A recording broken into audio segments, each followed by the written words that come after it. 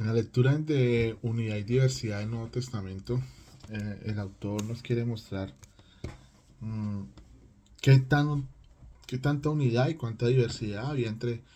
todos los escritos que hoy en día encontramos en el Nuevo Testamento. Entonces, allí muestra cómo, digamos, las cartas paulinas algunas veces pareciera que fuera en contravía de lo que está escrito en el Nuevo Testamento y que Pablo no llegó a conocer a ese Jesús histórico. Pero también podemos ver cómo también esos escritos muchas veces tienen una relación muy íntima, muy llegada en cuanto a lo que escribió Pablo y los evangelios. Aún entendiendo de que las cartas paulinas fueron escritas primero, salieron mucho antes que los evangelios. Mm,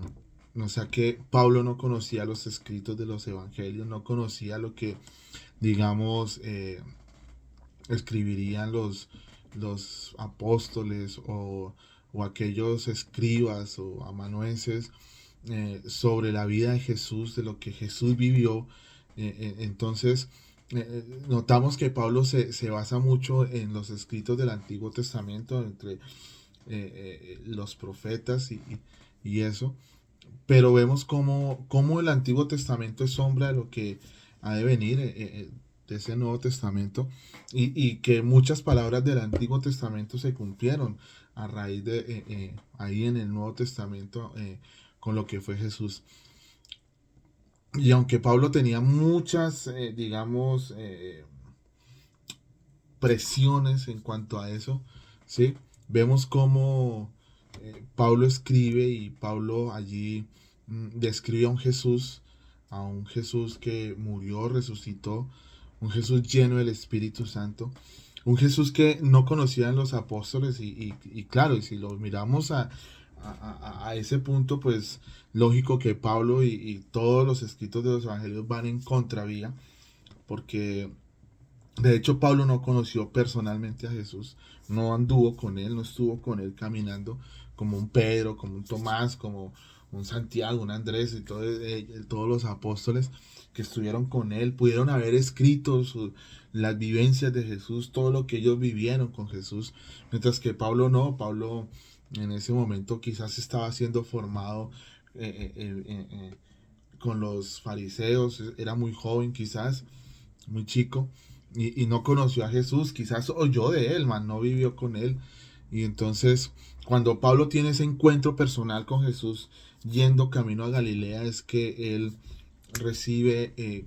pues digamos, ese conocimiento de Jesús. Y eso me da a entender a mí que a pesar de esta situación, Pablo obtiene una revelación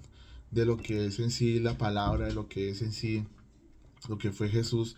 porque me deja ver, por ejemplo, me fue dado que la última noche, cuando Jesús fue entregado, él cortó el pan, bebió el vino, y bueno, sí, vemos que está la tradición hablada, que muchas cosas pasaron de generación en generación, pero vemos otras cosas como Pablo obtiene una revelación diferente y aún el mismo Pedro decía que muchos indoctos y aún doctos se levantarían y no entenderían lo que Pablo escribía o lo que Pablo escribiría. Y aún Pablo, o sea, yo veo todo esto como todos tienen un encaje,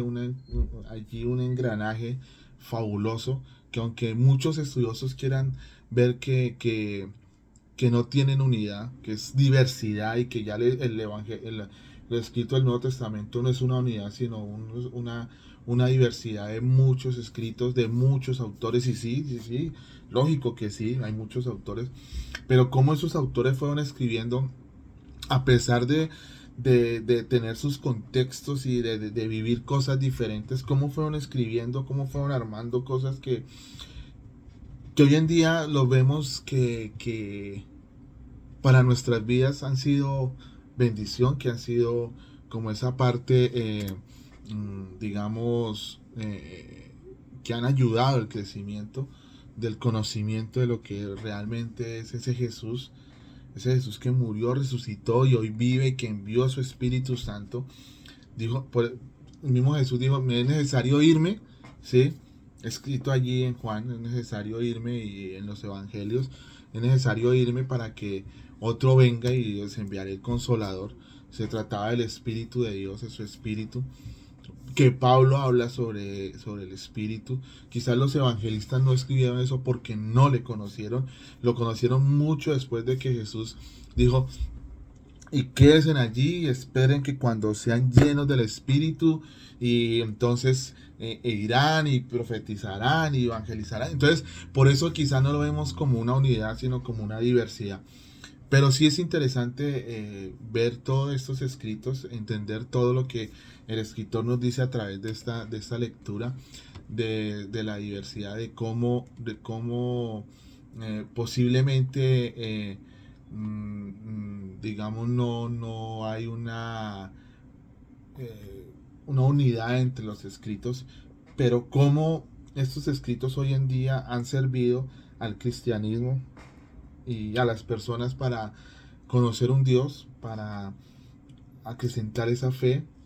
para creer de que ese Jesús histórico y el Cristo de la fe es real, que ese Jesús histórico que estuvo allí con las prostitutas, con los pecadores, que ese Jesús de Galilea que caminó, que llamó a pescadores, a gente humilde, y no es ese Jesús allá idealizado, endiosado, digámoslo por decirle algo, intocable, ¿sí? Sino que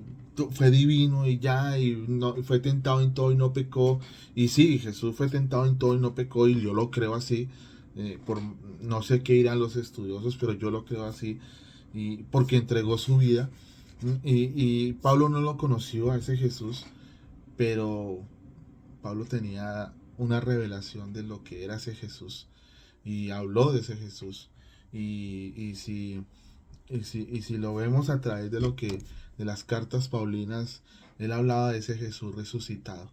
que por él moriremos, pero por él viviremos. Y ya no vivo yo, mas Cristo vive en mí. Entonces ya habla de ese Cristo que, que no estaba ahí en persona, pero que puede estar en mi vida, en mi corazón. Entonces, sí, me parece interesante esta lectura de unidad y de la unidad y la diversidad del Nuevo Testamento. Y sí, es buena para leerla, para tenerla presente, abre un panorama.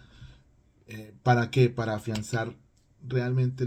la convicción de que uno tiene de lo que es realmente la palabra. Sirve para que uno se arraigue más en lo que realmente tiene uno en su corazón, de lo que Dios le ha dado a uno, lo que la palabra le ha hablado a uno. Entonces, es una buena lectura, es una buena lectura. Y bueno, la recomiendo para que ustedes más adelante la hagan.